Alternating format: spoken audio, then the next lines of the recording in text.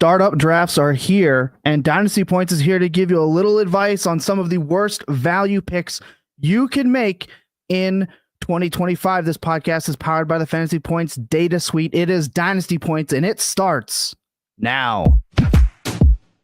What? Why are you shaking your head? You're welcome.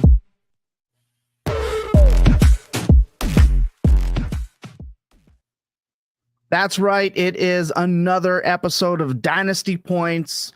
If you haven't already, you're going to want to click like and subscribe. It helps us in ways you cannot even imagine. If you are thinking, I could go for some trades right now, then you should check out the video in the description when this show is over. Today, we have a fun episode. We are talking about picks that may not necessarily be the worst, but you need to not click them. Do not, just don't, is the theme of the day. The value is just not right, and we are going to break down why that's the case. Joining me tonight, of course, is Ryan Heath. Andy Buckler is back, not sent back down to the minors like he thought he would be. He could, in fact, move his car. What we have done is we have looked at the draft board and we've all put our heads together as we look at the draft board here, and we decided to point out some of the worst values. I don't know if you guys realize this, Ryan and Buck. We all picked players in the second round for this. Every single one of us looked at it and went, this second round is dangerous. So that's interesting. I found that out. We are going to have some bonus picks as well. Ryan, let's kick it over to you first. Your value pick, or sorry, not so value pick. Yeah, my anti-value pick. I do want to make clear before I get into this that Thomas did not force me to choose this player. I came to this idea completely on my own. There was no coercion whatsoever from the host of the show in making me give this take. But yeah, why is CJ Stroud in the second round, guys? What are we doing? We just watched CJ Stroud play like he did, and we're taking him in the second round of dynasty startups now, apparently. I know that we very quickly move from in-season mode to off-season mode when we suddenly only care about like a player's age and like his draft capital. CJ Stroud is pretty good on both of those fronts, but not really in the scoring fantasy points front. And I mean, just to get into that a little bit. So in 2024, CJ Stroud's fantasy points per drop back, just 0.38.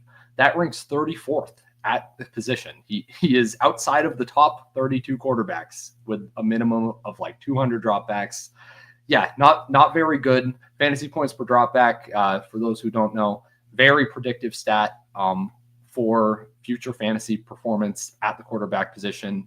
I wrote an article about it last year. Maybe I'll update it this year. You can go check that out on FantasyPoints.com.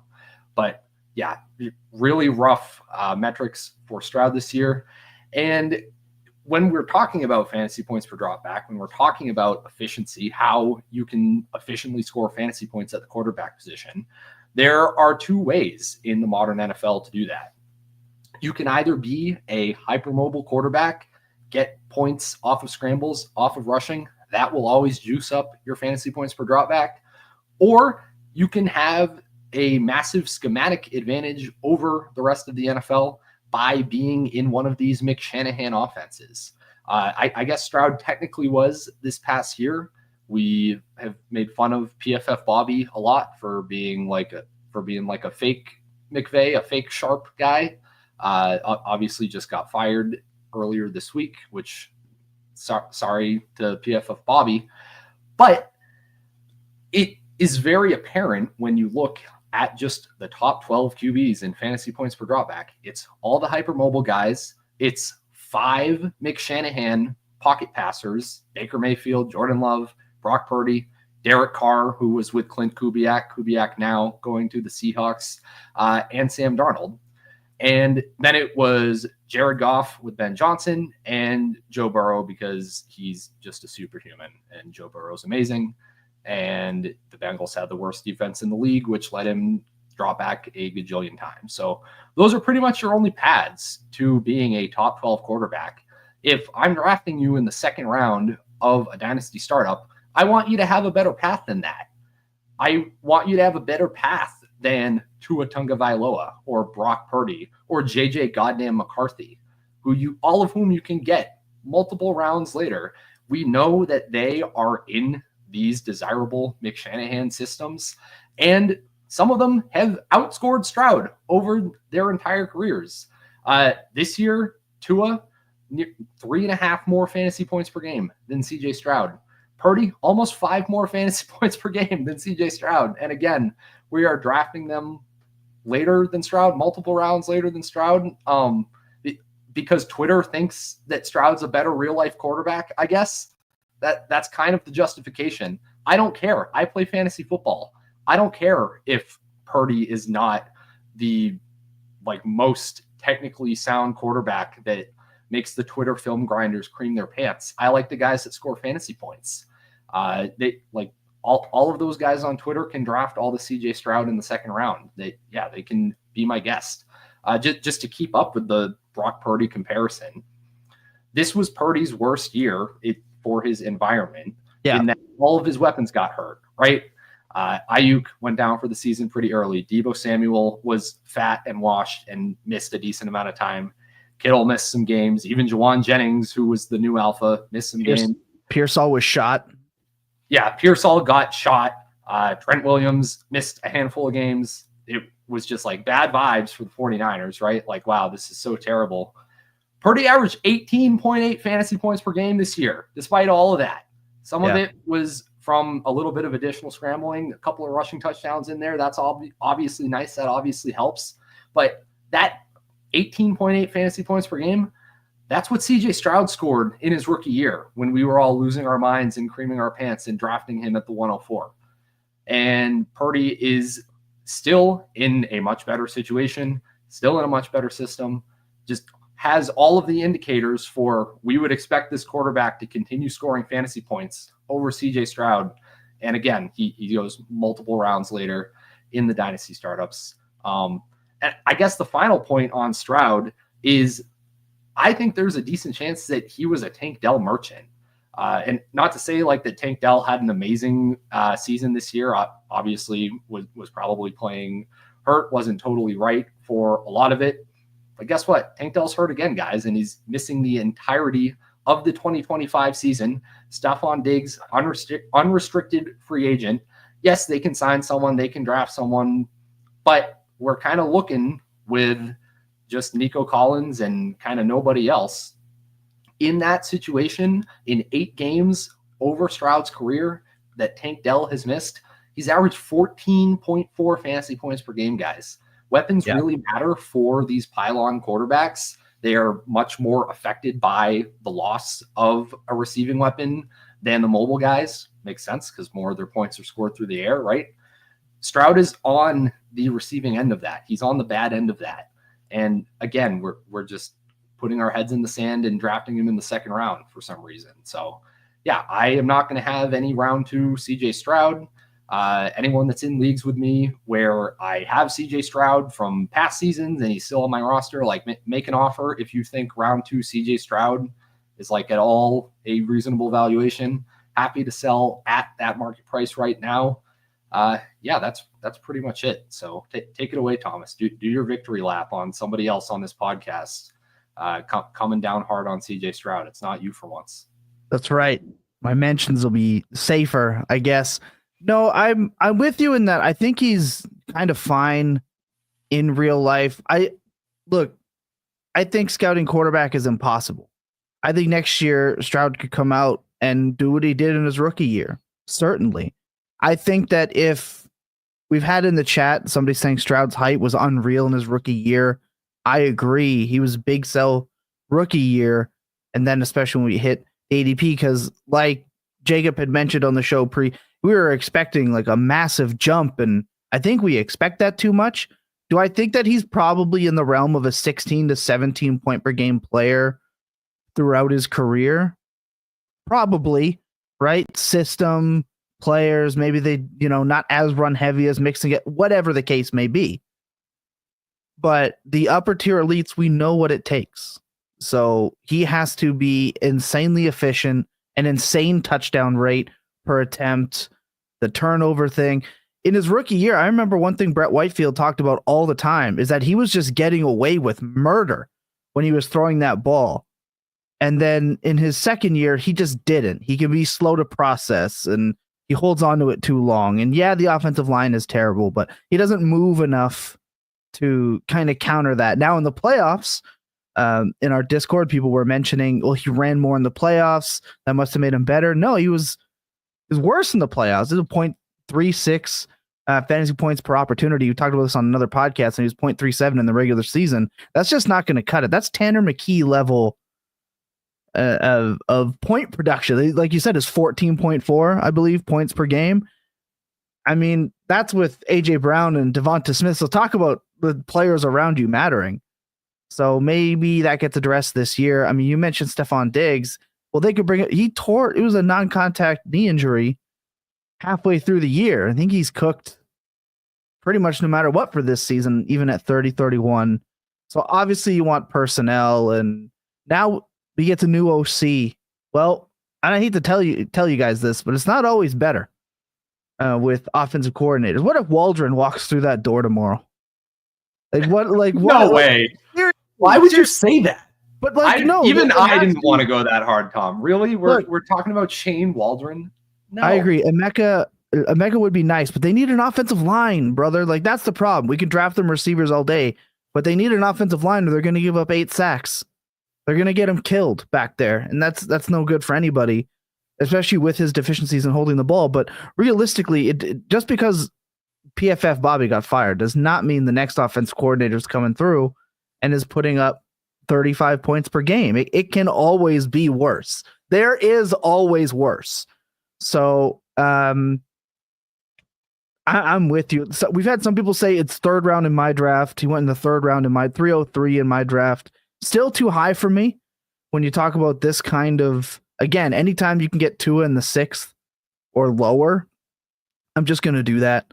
You guys, if you want real life quarterback that shows a lot of amazing intangibles that all the football guy scouts really love, just draft Trevor freaking Lawrence at this point. 5th round. What are we doing? Yeah. We got Liam Cohn, QB whisperer. Look what Baker Mayfield just did. That is now a McShanahan offense. Give me Trevor Lawrence over CJ Stroud if that's yeah, that was you rough. Did that with way more enthusiasm than he did, actually, but I'm not gonna try to repeat it, but I feel he just didn't Lawrence commit. Is a better pick. I just feel like Liam Cohen just didn't commit. I think he had it. It's one of those things. He said that in the mirror, like, this is gonna sound so sick, and then he went to do it and got nervous, and then he like half committed to saying it, which is why he did the weird head tilt thing.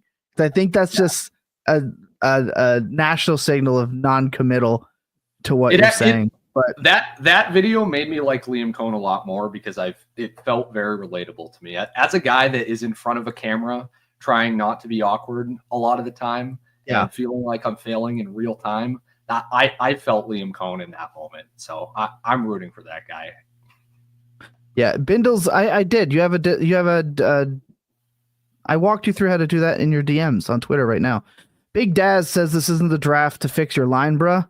I don't think NFL teams care about that. I think they're going to find the best offensive lineman to fit a problem. The NFL teams don't necessarily care about that kind of stuff. They're like, this is our immediate issue. Let's find the best player to fix that issue.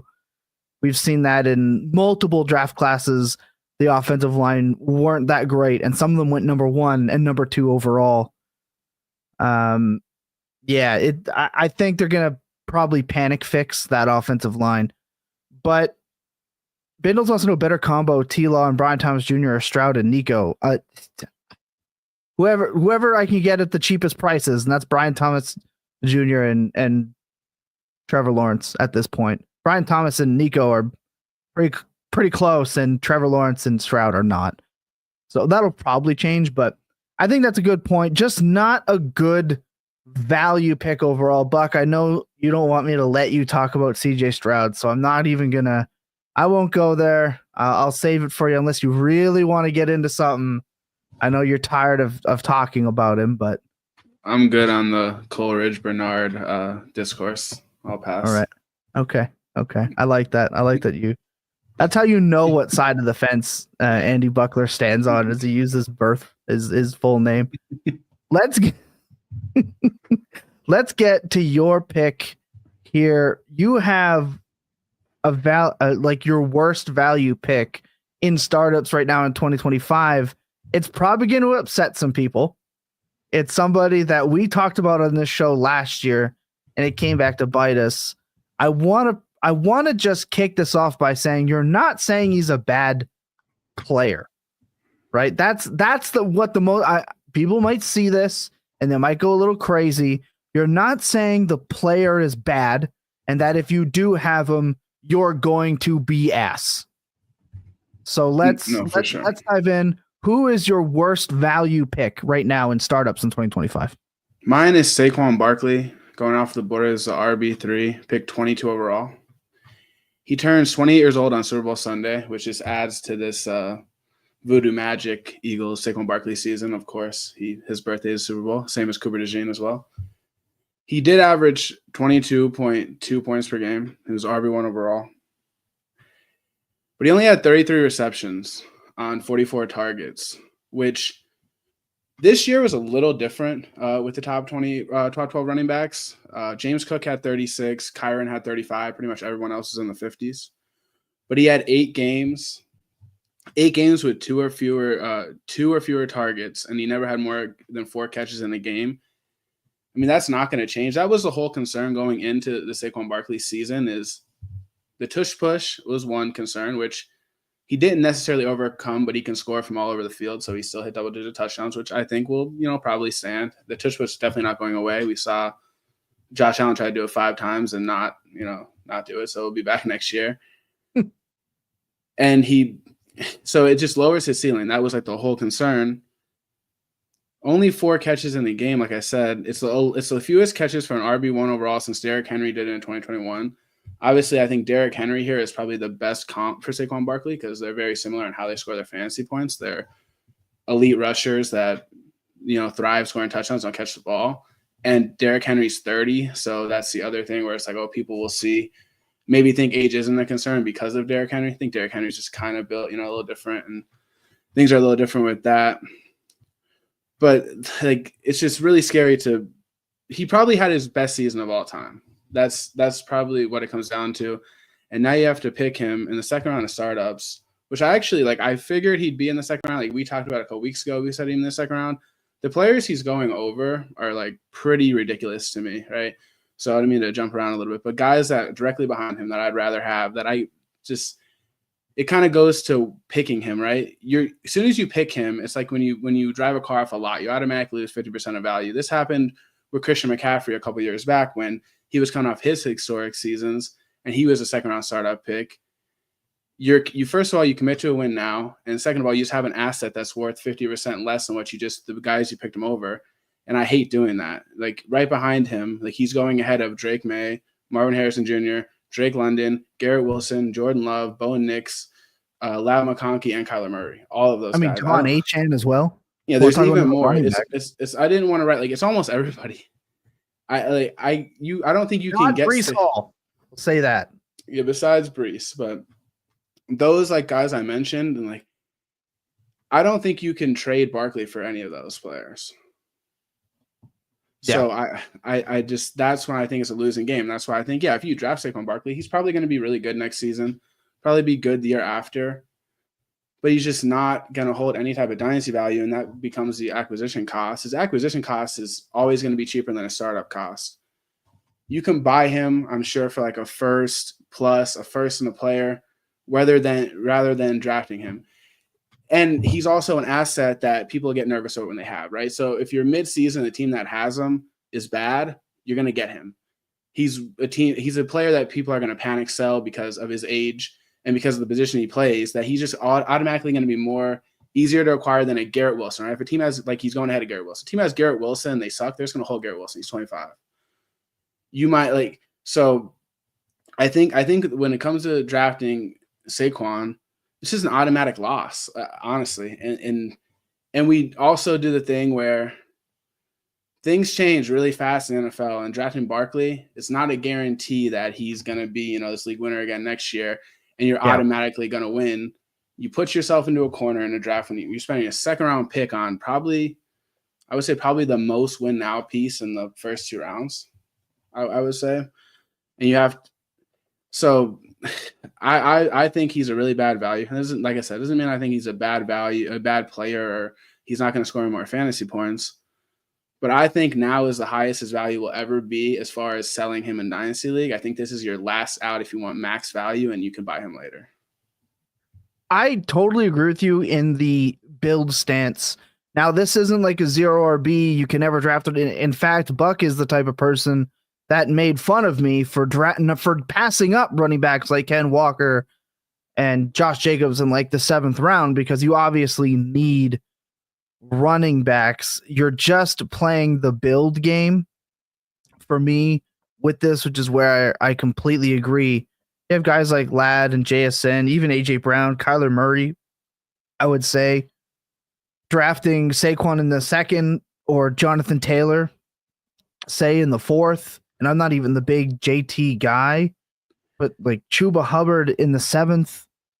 Sure, he wasn't putting up 23 points per game, but there was a point in time where we're calling him like, Christian McCaffrey light for what he was doing on the Panthers for a time. Like, there's just other bets to make with running backs. And to me, this boxes you in to a specific build, not saying you shouldn't build to win. It's okay to win. Like, I think that's something that doesn't get talked about enough in terms of startups. It is okay to build a team to win. You should want to be able to do that. I just think you shouldn't lock yourself in that room. Yeah. You make that pick. You make that pick. You have to win. You have to win for it to pay out. You're absolutely right. Now, in terms of costs, like I straight up, I talked about this on the market report, straight up made a guy quit a league once because we were going into the semifinals in a no trade deadline league, and I traded for Barkley. It cost me, I think, 2.5 first value, and the guy quit because he was furious that Barkley was traded for that price. And I was like, all right, this is interesting. So he's definitely the type of player. He's available on specific rosters, not every roster, but you're right. It is a peak type player. Now, I also think, to what TD said in the chat, that he's going to score buckets. That dude is going to score points for the next couple of years because, the system that he's in. He's a great player. He clearly has the juice, etc. Banking on this level of season, I don't know. That I really don't know. I think the best bet, if you want to like tier down with a massive plus and you want to stay at the running back position, I think the best bet is Josh Jacobs, right? Almost 18 points per game. Similar system, really good system, catches the ball more. Has, I would say, a higher floor. He doesn't, I don't think he has the ceiling, but he has an RB, top 3 RB ceiling. We've seen it. So I think Josh Jacobs, and like right now, like with Saquon Barkley playing, like Josh Jacobs in 2 firsts, Josh Jacobs in a first plus, probably something you can get right now. I think that's a good tear down if you want to do that. And then if you look at where they're getting drafted, as I pop them up on the board, now the people listening to this obviously can't see on the board, so I'll do my best to talk through it. I mean, Josh Jacobs isn't exactly getting much of a discount here at RB9 right now. That could be an entirely different conversation. But again, passing up Barkley, your roster with a wide receiver or Drake May is going to look a lot better if you add Jacobs in the 4th with, say, a couple of receivers than it probably would with Barkley and then a couple of receivers. It's just strategically wise, doesn't make a lot of sense to, again, box yourself in to one build. You want to have a pathway. Buck, you and I did this. We drafted a team. We weren't sure if we were going to end up competing or not. And then the 7th, 8th round came around, and well, Josh Jacobs was there, and all of a sudden we had a running back, and then a round later, oh my God, we got another one, and we ended up winning it. It's one of those things where you want to be able to build your team and then take advantage of those surprising values that pop up. Yeah, for sure. That is ideal team building. And yes, I've seen a ton of the builds where, especially this year, 7 straight running backs, six running backs out of 8 picks. Those are future orphan teams. That's what those are. That's what we call them, right? Because you're now have a bunch of the most high risk assets in fantasy. And in the chat, Simon, I love this point from Simon. He says Barkley is almost exactly Christian McCaffrey 1 year later at 28, new team, runaway RB1 in scoring, likely redraft 101, vaulted to Dynasty RB3 after Bijan and Gibbs. However, if he loses a year to injury, we know what happens. We immediately know what happens to that type of player. Bruce says, rage quit. Yeah, that's not exactly. You're just left. Not saying he can't be super efficient again. Not saying he can't score you 20 points per game or that he's like a league winning type player. It's just really hard to get this again and for everything to go right. Like tons of players on the Eagles got hurt this year, just not Barkley. And we had a great year for running backs in general. We also had a phenomenal year for running back health, not fake running back health. Like at the end of the year when guys like Hubbard were getting benched for an injury no one knew about, and all of a sudden he's on IR.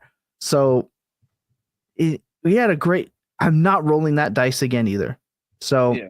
if you like to say with the age, with the injury thing, Barkley's a guy that I think gets the injury prone tag. I think he probably deserved it in the beginning of his career. Last 3 seasons been really healthy. Played 16 to the last 3 games, 2 of the last 3 seasons. Obviously, this year they sat him in week 17. So the Giants were dead 2 years ago, and then he missed 2 games last year. So 16 games in the last 2 of his last 3 seasons. Obviously, now he's going into the back end of the 20s. So if history repeats itself, we'd expect him, to not stay as healthy as he's been. Yeah, and we go ahead. I just have 3 quick points I need to get out on Barkley that I've been okay. So just humor me for a second. So on like the reception stuff, the efficiency stuff, Saquon, like as an archetype of a fantasy scorer, I've stopped caring about does this guy catch passes if the appropriate infrastructure is around him, right? We know guys can average 22 fantasy points per game, even if they don't catch a lot of passes, even if they're getting vultured at the goal line sometimes by the tush push. We know that guys can do it if they have one of the best defenses in the league behind them and one of the best offensive lines in the league in front of them. Defensive performance from year to year, not generally very sticky. Offensive line performance, a little bit more sticky if all the guys are staying together. I would even say likely that Saquon Barkley scores 20 plus fantasy points per game again next year. I don't care about the archetype stuff outside of if you want to make the argument, well, the Eagles defense is going to collapse next year, right? That was kind of my anti-Saquon case from the preseason is I don't trust this Eagles defense after what it looked like in the second half of 2023. That I didn't see the pieces there in front of me. They were there in front of him. I was wrong. I had egg on my face, right? So that's one thing. Second thing, yes, it's always better to draft next year's like nuke running backs, for lack of a better term, hyper productive running backs. It's always better to draft next year's in the startups because they're always cheaper, right? Saquon just did it this last year. Yeah, it's more likely that he does it than necessarily any other running back next year, but you're getting massive discounts on a lot of these other really good profiles. And the obvious example to me going like 8 or so picks later is just Devon Achane. I'm just going to continually tout this guy, I guess. In games with Tua Tagovailoa, Achane outscored Saquon Barkley this year. He was the RB1 in games that Tua started. He does catch the passes if you're that concerned about the archetype stuff. I don't think his odds of totally nuking next year are significantly lower than Saquon Barkley's. So I like your easy pivot is an Achane. Yeah, I don't mind some of those other pivots too, like even a Ken Walker or a Josh Jacobs further down the board, guys that have shown at least a skill set that can average like high end RB1 numbers. Yeah, that's kind of it. So yeah, just to recap, don't care about the archetype, but you're always better off just taking advantage of the market in a given year when you're trying to win. Just be ahead of the curve. Take the shots on the guys that didn't just show it last year necessarily, but have high odds to do it this year. That's because you're always getting a discount. Yeah, it's not about the archetype of the player. It's more about the archetype of the build, and the build matters when you're trying to take value picks in startups. We're gonna take a quick break. When we come back, I'm gonna hit you with my least valuable pick in startups right now because dude's just getting a ton of grace right now. So quick break. When we come back, we're gonna keep diving right in to picks before we get into bonus picks. Not gonna want to miss it. My worst value pick on the board right now is probably, if I looked at all the picks that we're making, the most likely to blow up in my face. Just because of pedigree and where they were drafted, etc. But we are not punishing Marvin Harrison Jr. at all for finishing with the same points per game as Quentin Johnston did this year at 11.6 points per game. There is almost no discount for a player who in Superflex 101 rookie drafts and was going at the 201 turn last year and not even that long ago, guys. From May through August, the prime draft season, in my opinion, post NFL draft, so that everyone's getting in there. He was the 201, 202. And then now he's just going at the 210, 211, the 23rd pick. He was bad. And there's a lot of reasons why he was bad. Was it the system? Was it the role? Was he just 2 inches too tall and he got typecast? There's been a whole lot of reasons. Now, keep in mind, touchdowns are not the stickiest stat, Ryan. We know this. You've done great work on this. It's not high in your list of stats that are sticky. And it boosted his points per game to where it is. It would be even worse, which is the scary thing. Now, he has a top 12 quarterback. Kyler Murray has been a top 12 quarterback every year that he's played, and not just top 12. This is like the first year he's finished outside of the top 10 in points per game whenever he's been healthy and whenever he's played in a season. This is it. This is the first time. So it could get better. I agree. Absolutely. But what you're doing in such a failed rookie year, we have multiple wide receivers in this class that outperformed him. And he's still, Ladd McConkey going after Marvin Harrison Jr. is still so odd to me, given we know what his role is, how damn good he has been. I think if Marvin and Ladd's seasons were reversed, I would understand this draft positioning of McConkey wide receiver 12 and Marv wide receiver 9. In fact, Marv being ahead of Jackson Smith and Jigba, AJ Brown, T. Higgins, Rashee Rice, Devonta Smith. I have questions there because if Marv had Ladd's season, he would be going at like the 106, to be clear. Agreed. Without a doubt, Ryan. And that is one of the things that is bothering me so much. We are doing this based off projections of a sophomore improvement at a level that would be, what would he actually have to do? Right? 17.5 points per game to justify this. If you look at the top 12 wide receivers, that's about where he'd have to be. And keep in mind, this was a quote down year for wide receivers. So now he's going to have to do this in a bounce back year for wide receivers, hopefully. But quarterback, I saw your post. The quarterback point differential was up. Wide receivers were down. It was a bad year for injuries. You got to assume if this trajectory stands for quarterback production, wide receiver production should jump across the board. And now he even has to beat out a new wave of rookies. I saw Daniel Jeremiah's mock draft, Ted McMillan going to Carolina. If Bryce Young plays the way Bryce Young did at the end of the year, and Ted is Drake London, Marv could have a hard time beating out. Just relax. Hear me out here. If he is, because that's the comp, right? That's just a fat ass receiver. Comp. We can't toss Drake London comes out willy nilly like that. That's what his comp is. We comp any contested catch guy to Drake London. That's how this works. Right? Well, this is what Brett Whitefield said himself, so I'm taking it straight from Brett when he was on our show, right? What I'm saying is basically there's a world where Tet finishes at 12, 13 points per game, maybe more.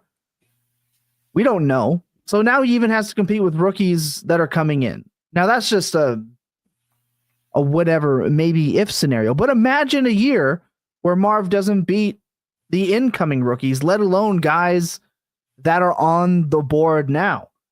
Drake London and Garrett Wilson, we have been begging for them to score points, and they did. They absolutely smashed this year. Garrett Wilson was a couple, I will say, deliberate Aaron Rodgers missed throws away, because how does he miss them that wide open ever when he's never done it in his career? He was probably just establishing dominance, but I digress. You have Ladd, who outperformed him in his rookie year. JSN broke out. AJ Brown, we know, is good. That was kind of a weird year. Rashee Rice, phenomenal in his games. T. Higgins, I mean, you don't got to twist Bucks on very hard to talk about recent birthday boy T. Higgins. Rome with the potential in the new offense. Zay Flowers in his second year was better than Marv. Devonta Smith had another great year, all-time Eagles playoff receiver. Worthy, Moore, Addison, all of these guys. Wide receiver is so nice this year. When you're clicking on Marvin Harrison Jr., doing it strictly based off of draft capital at this point and pure projection. But to me, there's nothing there that indicates we should be projecting him at this evaluation for year 2. To me, Marvin Harrison Jr., wide receiver 9, is built on hope. And look, I understand, like they say in Star Wars, right? Rebellion was built on hope. Well, I'm not rebelling for Marvin Harrison's price. I'm swatting it down. I'm not clicking the button. I said last year on this podcast, Ryan, and I'm not sure if you quite remember this. I said that when you're drafting Marvin Harrison to 201, you are drafting him at his ceiling. You are drafting him at his projected ceiling. And it didn't work. And it not only didn't work, but he was like the 11th best rookie from the players this year. Maybe 10th. Right? You had the quarterbacks. Now, we don't know about McCarthy. He didn't really get to play, so that one's kind of cheap. Maybe 9th. I don't know. Here's the thing, though. You say that, and you're absolutely correct. You did draft him at his ceiling at the 201. Did you really get that punished for it? Like, you got made fun of on Twitter all year. Like, Sam Sherman tweeted a lot of mean things about you if you drafted Marv there. But he's at a 210, 211 value in startups today. Did you really lose out that much? And that's kind of the same argument I'm going to make in favor of him right now. I think it's very likely that Marv has a better season in year 2. I've talked about the year 2 wide receiver leap, done all this research on it, blah, blah, blah. Think it's likely he's better next year. Regardless, even if he isn't, or even if he's still fairly mediocre, we've seen this with so many players where they just have this intrinsic dynasty value based on people's takes on them as a prospect is really what it comes down to. Not that that's always misguided either. Like it definitely has worked out for guys in the long run to hold dynasty value and they finally start scoring fantasy points. But yeah, I think you can be on almost like to say it in a mean way, the Kyle Pitts trajectory with Marvin Harrison, where even if he isn't producing that well, he's probably still going to hold dynasty value to some extent at the very least. The 3rd, 4th round or whatever, if he has like a mediocre 12, 13 fantasy point per game season next year, that's exactly what I would expect. Or to say it in a nice way, he can be on the Drake London or the Garrett Wilson track where it's like, okay, we all kind of as a community recognize that these guys are really good because we see the peripheral stats that can somewhat control for quarterback, player, offensive environment. We watch the tape. We see the guys on the field. They look good to our eyes. And both London and Wilson held dynasty value until this year, until they actually started scoring fantasy points somewhat. But that's kind of the problem is, yeah, as you say, the alternatives are just too good for me to draft Harrison at the end of the second round. Yeah, I can get the Lad McConkey top 5 in yards per out run as a rookie, which is insane. I can get just the Drake London or the Garrett Wilson, the guys that have the same intrinsic dynasty value that are now scoring fantasy points. What? Yeah, we've been waiting years for this to happen, guys. And we're drafting them at the exact same spot now that they're scoring fantasy points. I don't get it. Why is Harrison going over them? So yeah, I don't think Harrison is, to wrap this up, I guess, I don't think he's anywhere close to the worst dynasty value pick you can make, because I think he has a relatively high value floor, even if things don't go well next year. But in terms of, is he ever someone I'm clicking? No, probably not, because I like to score fantasy points and I like to gain dynasty value if I can. So but that's why he's the worst pick, though. That's why he's the worst pick. You just said it for me, right? He might not be the worst for value, but Chris Olave held a bunch of value and his peripherals were great. And now he's losing value because he never hit it. The guys like London and Wilson had great peripherals. Marv doesn't. There's almost nothing in his rookie profile that makes me excited at all in terms of peripherals, which is why I'm saying you're betting on just a projection, and I don't like to do that. This league is too insane. Now, I saw in the chat, people in Arizona think it's Kyler and not Marv. I think those people in Arizona have blinders. It's easier to blame the quarterback, not the rookie wide receiver. 100% it's easier to do that. All Kyler Murray has done has been good for fantasy, period. And again, maybe he's not the best real world quarterback. I don't know. But there's worse. There's way worse. You can go back to having Dobbs. That's your outcome. Right? There's way worse in terms of quarterback play. So now what does Marv need? Trevor Lawrence is deemed awful by most people at this point. And BTJ didn't just ball out, nuked to near historic levels. Well, no, I mean, BTJ nuked with Mac Jones mostly. That's what I'm saying. I mean, that is worse. So that is part of the. I feel like I'm defending Marvin Harrison. Why are you doing this to me, Tom? I didn't want to do this tonight, but that is, to be fair, in terms of like it's Kyler's fault. People, they're right in the sense that Kyler is not a fantasy friendly quarterback for his receiving weapons. Right, the scrambles, the rush attempts. DeAndre was fine. They're taking rush attempts, or pass attempts out of the offense. That's never good. Cardinals were, I think, a bottom 7 or bottom 8 team by pass rate over expectation this year. You made like a funny comparison to Quentin Johnston's rookie season at the top of that. I think really that, yes, that's funny. Obviously, like meme it up. But Quentin Johnston did that with Justin Herbert on an offense that ranked top 3 in pass rate, with Justin Herbert, I think, leading the league in dropbacks that year, with Keenan Allen absolutely nuking right next to him. So that was a perfect fantasy scoring environment. The Arizona Cardinals, like whatever we think about Kyler as a fantasy quarterback, as a fantasy asset, not a good environment for wide receiver scoring. Now, I obviously will laugh at the irony of that we were supposed to prefer Harrison over Neighbors because Kyler's better than Daniel Jones or whatever. I understand that was kind of the debate last summer. I never really thought those situations were all that different. But I mean, that would be kind of the devil's advocate, the steel man of the it's Kyler's fault people. And Kyler just is not an accurate quarterback. And Drew Petzing seems happy to design an offense around checkdowns to Trey McBride, which I mean, good for Trey McBride fantasy owners. We're eating well off of that, but yeah, not necessarily like the explosive pass heavy offense you want to see. But again, back to your point, why would that change? That nothing is changing in Arizona organizationally wise. So that's why are we expecting different? Marquise Brown had 13 points per game his first year in Arizona before Kyler got hurt. Okay, Kyler played significantly better what was that 2022? He tore his ACL. He played significantly better before that. Kyler's pretty much played well every single time he's had a wide receiver one, a legitimate wide receiver one.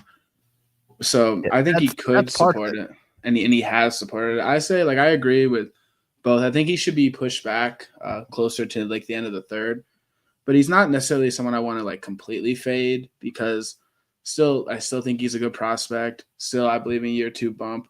And while the peripherals aren't great, they're not the worst. I mean, 21% target share, 14-1 A dot. That means like we would like him to see him run some more shallow stuff. 22% targets per route run and 1.74 yards per route run, under 2. But I would argue that he did more to hold more value than Rome. Like Rome's way worse of a rookie season. He held a ton of value too.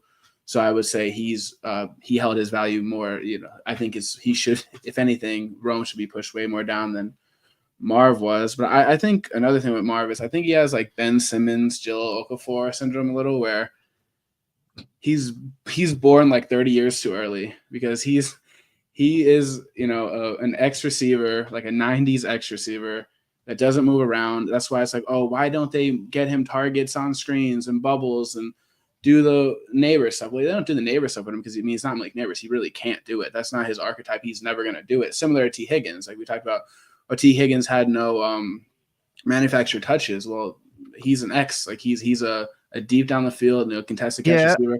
He's not going to – and now T. Higgins is a lot better than Marvin Harrison. As a player, a lot better. He does that stuff better than Marv, so Marv has to, you know, get there. But he is a rookie. Like he is a rookie. I think we're spoiled with rookies because the receiver classes since like 2020 have been just ridiculous. And we've been seeing these rookie seasons from wide receivers, just you know, 20 points per game, 18 points per game, that we expect it to be the norm, especially with someone with such high prospect pedigree as Marv. And that doesn't mean I think he should get drafted at 211. Like I said, I think he should be probably a whole round later. And that's why I'd be happy with him. But yeah, I think if we expect some of them, like, you know, to run him on different type of routes and shorter stuff and, you know, get him the ball like they do with neighbors, if you expect that and you draft him off of that, I think that's a massive mistake because I don't think he'll ever be that. I think he's a shitty version of DeAndre Hopkins, early DeAndre Hopkins right now. Right. So, but I still do believe a little. I love that you made that comparison. And I do want to just quickly expand on that because yes, it's true that recently we've been spoiled with all these amazing rookie seasons, but kind of to your point, a lot of them have been off of a lot of the designed and easy touches.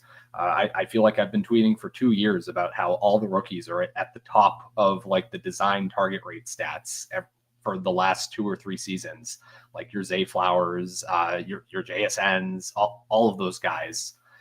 Even back to like kind of the original rookie wide receiver breakout phenom, Odell Beckham Jr. He had that season just literally just running slants like the entire time. That was what OBJ did his rookie year when he absolutely nuked. And we've seen that shift kind of happen at the same time that we've seen the NFL shift away from those prototypical X boundary receivers to like the faster guys that you're going to scheme up touches for, maybe throw into the slot a bit, that can kind of do it all. And you're right that Marv is very much in that kind of much older receiver mold. And a lot of those older X-type receivers were the ones that had the slower rookie seasons that took a little bit longer to develop. DeAndre Hopkins himself being a very good example. Michael Pittman even, I think, had like his biggest leap in year 2. He's just the quickest, easiest guy in the league right now that I can think to compare to that. But yeah, that's what I would keep in mind in terms of it's never development is never linear for any receivers. But I do think it's possible, and maybe I should look into this in a research project, that Marv's specific archetype is going to be more prone to a slower start in the league. Because that's what we always used to see, like pre-2014. Very rare that any rookie receiver did anything. Because again, a lot of the highly drafted guys were much more in that outside X type of mold. I don't hate any of that. It's just, what does he have to do at that price? 14. If you draft Marv at the 211, are you happy with 14 points? Are you happy with George Pickens?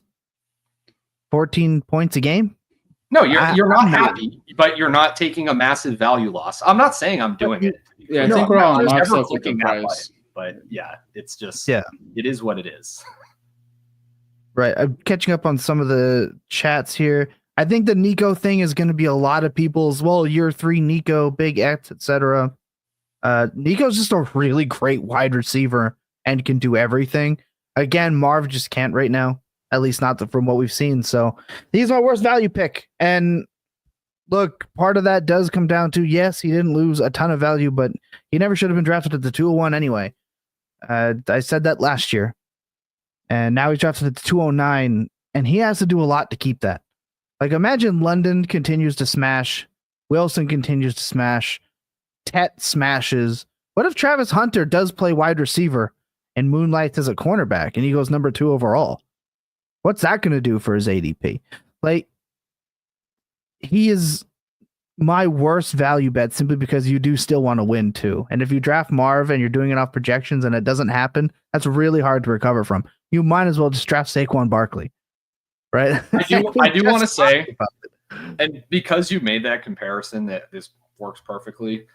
I do think, just looking at that draft board, if I had to pick out whose ADP here is going to be the most fake when I actually get into the lobbies, especially with people that are kind of in the bubble, like in the Twitter Dynasty community, I do think it's going to be Marv, like falling to the end of the 3rd round more often than not. I just don't know like where his boosters are. So yeah, there's a decent amount of startups in this sample here that you have on screen, but yeah, I really would not be surprised if he's kind of one of the fastest fallers as we go through January and February and the takes kind of crystallize around these guys a little bit more. Yeah, I agree. I think that's pretty much everything we need to hit with Marv. You kind of got body bag there a little bit. I'm expecting him to have 19 points per game now, so shout out to him.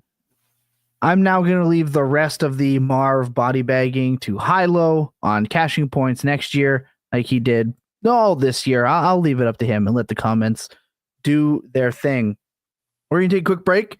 We come back, we're going to do bonus picks. So we're getting out of here in an hour. Ish. Sit tight. We'll be right back. So because the goal today was to not have an hour and a half long podcast, you'll be proud, Ryan. Last week, Andy and I got out of there in under an hour for the Dynasty Points market report. Planning to do the same. We're going to take some bonus picks on the board and talk about why we don't like those picks either. Ryan, we'll start with you. Who is your bonus pick on the board right now? Yeah, so again, just to be clear, we're still talking about worst values. So my bonus pick for worst value is going to be James Cook. So I think James Cook is an above average NFL running back. I'll even say he's a good NFL running back. He's explosive. I like what I see from James Cook. Not saying he sucks, none of that stuff. But him being nestled here in round 5, just right next to Christian McCaffrey, ahead of Chase Brown, both guys that I would expect to outproduce him next year. You can argue Cook's value is more stable in terms of his situation, but I disagree based on what we saw this past season. So he averaged only 12.6 expected fantasy points per game. That is like low end RB2 stuff.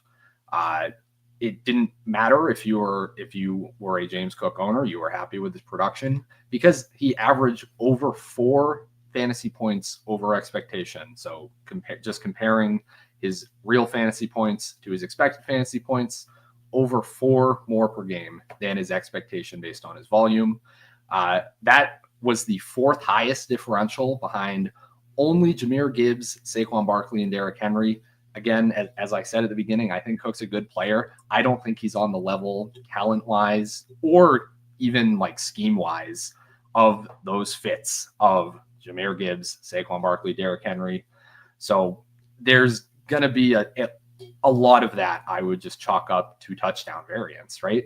Yes. And to go even further into that, to get a little nerdier, Cook converted a full 25% of his red zone carries, anything inside the 20-yard line, 1 in 4 chance that he scored a touchdown this past season. That was the highest rate of any running back in the league with 15 or more red zone carries. Again, like above all of the best undisputed goal line backs in the league, like your Derrick Henrys, like your David Montgomerys, your Bijan Robinsons, all the guys we think are the best goal line RBs were outperformed in red zone conversion rate by James Cook this year. And then you just zoom out and look at his overall role, and it's relatively scary, like it to the point where I wouldn't be that shocked if it's just a full-blown committee when we're entering the season, because it kind of already was. He was just the RB 37 by snap share over the full season, 48% snap share. His target share from his rookie season, from last season to this season, goes from 9.3% down to 7.7%. That's despite the team losing Diggs, despite there being less target competition overall. It's Ty Johnson coming on and stealing routes from him, like complete total jag nobody that is on the practice squad. Essentially, that like level of talent on any team in the league can come in and steal routes and targets from James Cook. I'm not liking that at all. And finally, the biggest thing is you can just draft Ken Walker around later, who has relatively similar draft capital pedigree, like security as far as his role on the team in the near future. We have seen Ken Walker take on a bell cow role now at this point in his career. He did it for a good 10 or 12 weeks before he went down to injury. Obviously, Walker was kind of on the opposite end of like the efficiency wheel of death, because he was well below his expectation in terms of his volume. Very unlucky in terms of scoring touchdowns.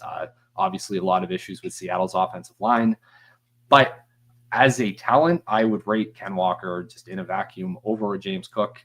I can get him around later. We've, again, seen him have a real bell cow role. So, yeah, pretty much just no interest at all in James Cook. And yeah, if you're just going for max, if you're production maxing, you're clicking McCaffrey or Chase Brown there every time too. So I just see no reason why Cook goes in the 5th. I love it. Bills Mafia won't, but I love it.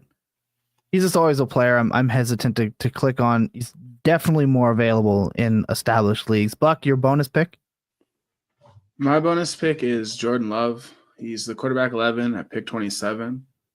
He was the quarterback 14 in points per game, 19.7, which I thought was a little down because the 2023 quarterback 14 averaged 21 points per game, almost 22 was Russ. The main thing with Jordan Love is the rushing. It's non-existent. He only had one game over 18 rushing yards. It could be an injury-related thing because last season, his first season starting, he had 6 games over 20. So he did have the ankle in week 1. He missed a couple weeks, came back.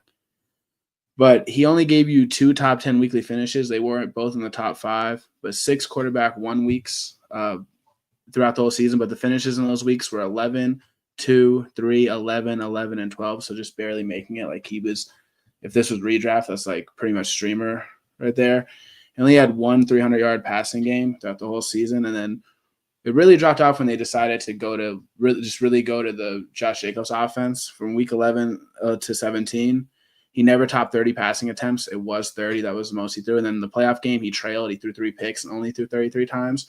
So I'm not sure if this is going to be, a scheme change for them and they're going to go run heavy for the, next year. The weapons are bad. It was the whole, they have 3 wide receiver ones, right? That was like the whole thing on Twitter, like Packers Twitter. We have 3 wide receiver ones. We have all the young guys. Like they all kind of suck. Let's just be honest. They need a guy. And if they do end up getting a guy, I don't know where they pick in the draft. Obviously, in the playoffs, so they're in the 20s somewhere. Probably won't be in the draft. They also have kind of been like frugal to spend money, especially at that position ever since Devontae Adams. Maybe it is Devontae Adams that they get coming back. But if they add a legit wide receiver through trade or I don't really think it'll be through the draft. Through a trade, maybe you'll see his value tick up. But my main takeaway with Jordan Love was, pick 27. I'd rather just pick Baker and Purdy. They're quarterback 14 and 15, picks 41 and 42. So you could get a whole different player and then just punt another round. I just don't think Jordan Love should be, like 15 picks ahead of them. I don't see a reason for that. And he's not, he's 27 years old, so it's not like he's super young. I know he's only going to do his third season, but really it's really hard to draft a guy who doesn't run like that high. Nope, I agree. I love that. I have no arguments here. Ryan was doing the smiling but crying behind meme every time you talked about how bad the Packers wide receiver sucked. I saw the look on his face change when you said it, and Ryan was like, I did have to bite my tongue to not defend Christian Watson's honor there for a second. It looked like you did the Chicago Bulls Yeah, there were a lot of there were a lot of stats and tweets just rolling through my brain as I was well, Watson misses next season, so we don't have to pick that fight. That's fine. So good. I get a year off from arguing. I caught it. It was small, but I caught the facial expression there. I saw it. I kind of want this would be a good prop for the show if I could just have that mask say less, I'll get it. You're smiling but crying behind it. I will find someone to 3D print it. Yeah, I love that. I kind of need that on my desk to deploy at opportune moments. I feel like I love it. My bonus pick, I'm going back to the quarterbacks.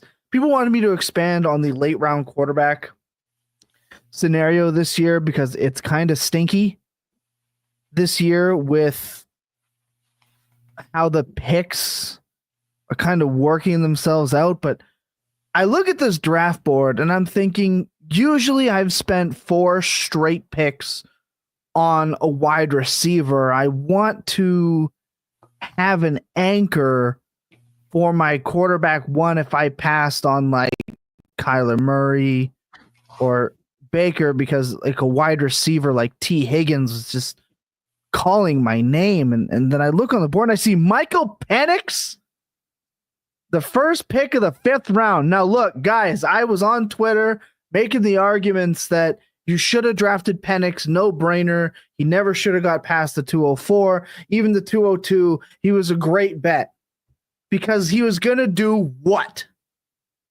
Gain value. Oh, boy, is he gained value. He has gained value at an astronomical rate for somebody that had a cup of coffee in the league.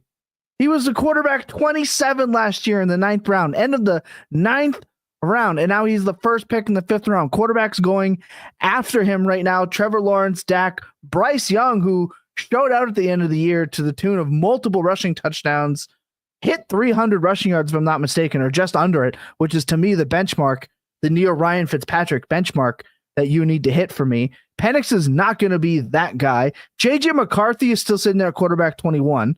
We know how much I like JJ McCarthy, would much rather have him. But then you even get Tua in the 6th round. If I'm going to a lefty with that archetype, I'll just take Tua. And I don't even want to do that. He's just an insane pick to me there. He would have to be your anchor at that point. If you're taking him as your QB2 in the 5th round, you are planting a flag for no reason. Now, I understand that when you get into the late round quarterbacks, there is not that many. I have been pro draft quarterbacks in the late round. I take one quarterback early. Buck makes fun of me because he calls them my shit quarterback teams. And we're out here starting Tyler Huntley at the end of the year because sometimes that's how it works.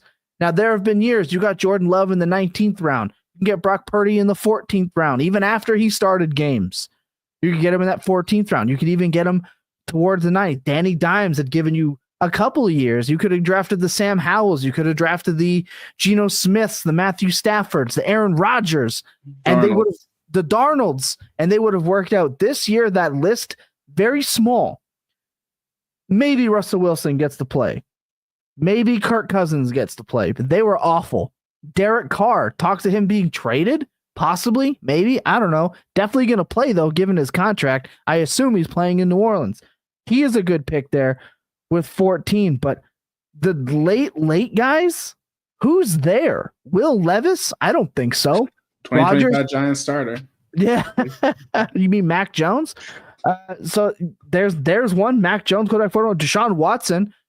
He was one, but he tore his Achilles the second time.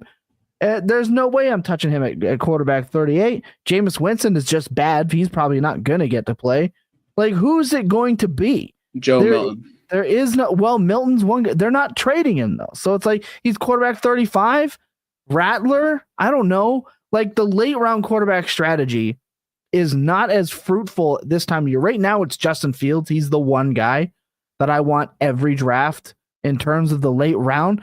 But there is no viable, in my opinion, surefire. You draft Stafford, he could call it. I don't think he will, but he talked about it last year. So now you're on a year-to-year. There's no way. So then if you're looking at Michael Penix in the start of the 5th round, he's going to be your anchor for your late quarterback strategy. You're rolling the dice unnecessary. You don't have to do that. There's just other quarterbacks that are a little bit better bets. Yes, he absolutely went off in the last game. And what else do I talk about on this podcast all the time? The last image you have of that player is going to set the tone for his value for the rest of the offseason. That last couple of games for Penix looked phenomenal. But he also looked bad. Like, we talked about it before. If London had actually gotten to catch all the passes he was wide open for and thrown at, he would be in the middle of the second round. That dude would have 14 catches for 220 yards and 3 in that last game alone. So Penix, yes, rookie year, came in late, didn't look great. His deficiencies as a prospect showed their ugly head. But going ahead of Trevor Lawrence, who, yes, I've made fun of for years when he was a second round pick. But I said when we did the mock draft, Buck, that he should be going in that mid-second because the offensive coach is coming. Cohen is coming. Someone was coming. Ben Johnson at the time when we did that mock draft. Now, I don't know if he's ever going to get up to there. It looks like Herbert took that spot. But Trevor Lawrence, definitely the better bet. Dak, the better bet. I would argue Bryce Young's the better bet. JJ McCarthy, the better bet. AR to me, I don't want to touch AR in the 6th round. I don't. But if you're asking me, would I rather take one of like Devonta Smith, Zay Flowers, or JJ McCarthy, and then gun to my head have to take AR or just draft Penix? I will play Russian roulette with the bullet because at least they both could have 8 points.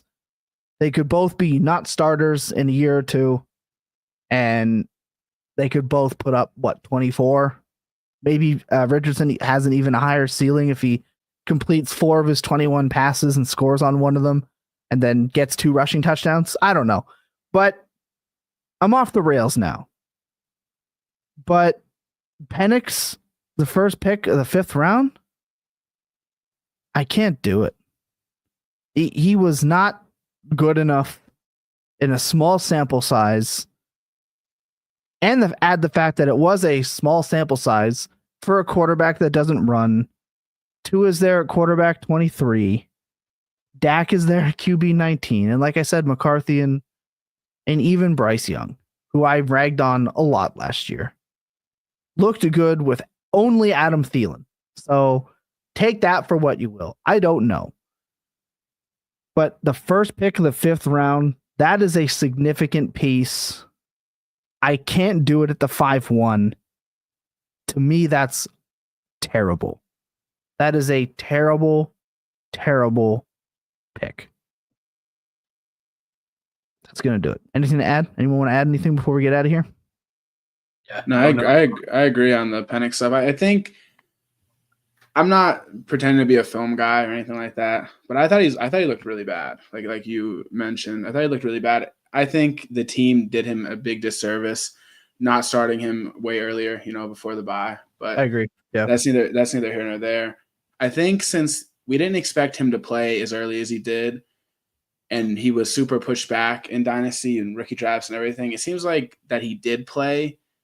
So I feel like we're like ignoring all the how bad he was as a prospect and how he doesn't run. It seems like we like threw all that out the window already and just threw this dude up to the early 5th round because he doesn't have like much upside realistically.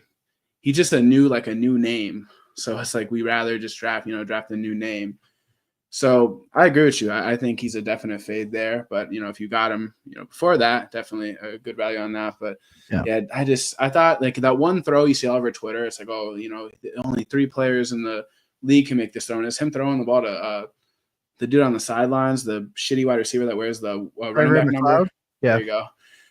I really think he was throwing that ball to Kyle Pitts. Yeah, I agree. Brett talked about that on first read. They weren't totally sure either, because that DB had like almost couldn't believe that he threw it. Like it was so late that he was like, "Did he actually?" So I remember that too. That's a great. But I agree. We're just throwing stuff out the door because, yeah, you're right. He's a new name, and he's 24. He's gonna be 25 at the start of the year. You're not even getting an age. JJ McCarthy's turning 22. I'll have to check with my birthday consultant, Andy Buckler, on when that is. But I know it's going to be, I don't know. The knee stuff, too. Like, this dude had 2 torn ACLs in college. That was the main reason why people couldn't even believe he was a first-round pick, let alone, top 8 pick. So it's right. A lot of revisionist history on that. I do agree, meme and everything. And I agree with usually when you're like, if a player is a meme on Twitter, I want to buy, but I'm not buying now. It's already too late. It was too late the minute he gained back to first round rookie pick value. It was too late. So I like him and I want him, but not at these prices is insane. Let's answer TD's question before we get out of here. Last thing we're going to do today for TD, astronomical rebuild, big time rebuild. How do we feel about my Jordan Love for their Bryce Young and a 27-1? I'll take this. Me too. I'll accept it. I'm a lot lower on Bryce Young. Thought he looked legitimately really good to the second half after my GOAT, Rodarius Wave, revived his entire career. So I'll take it, especially in you said astronomical rebuild. So I think it's a really good trade if you can pull it off. They're not even that far apart. So to get a whole first and a first with upside tiers out, I really like it. They're where are they at? They're not that far off. Yeah, quarterback 14 to 26 positional spots for a first. I think that's a smash.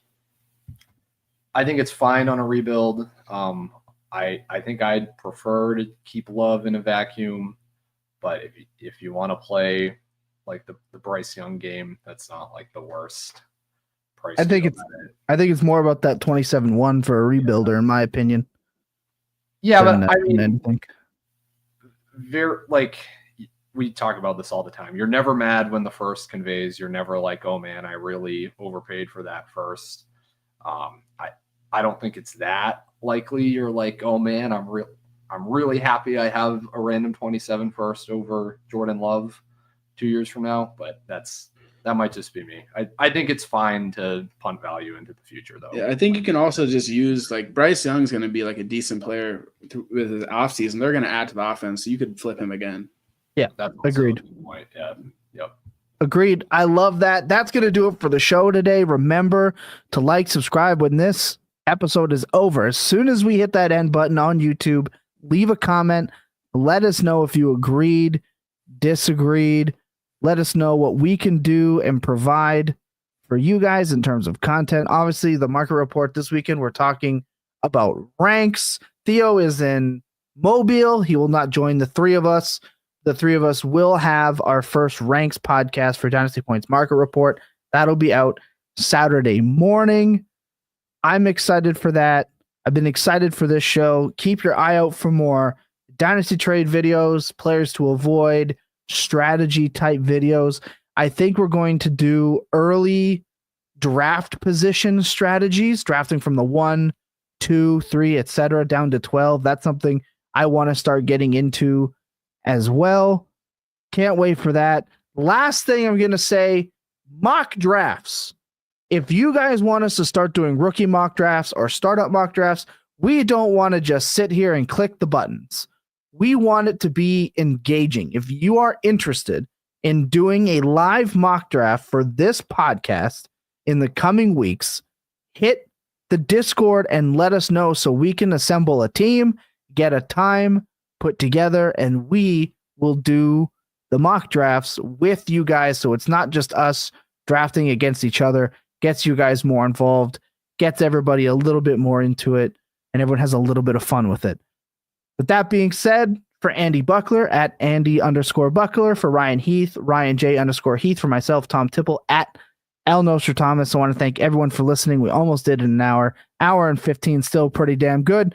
Somebody did say, though, we are at our best when we're at 2 hours. I don't know if we're at our best, but we're definitely at our most delusional. And where there's delusion, there's hope. Remember to check in on your loved ones, even if you're not sure if they need it. Remember that clear eyes, full hearts can never lose in your best days. Goddamn, they're always spent tilting. Good night, everybody. What?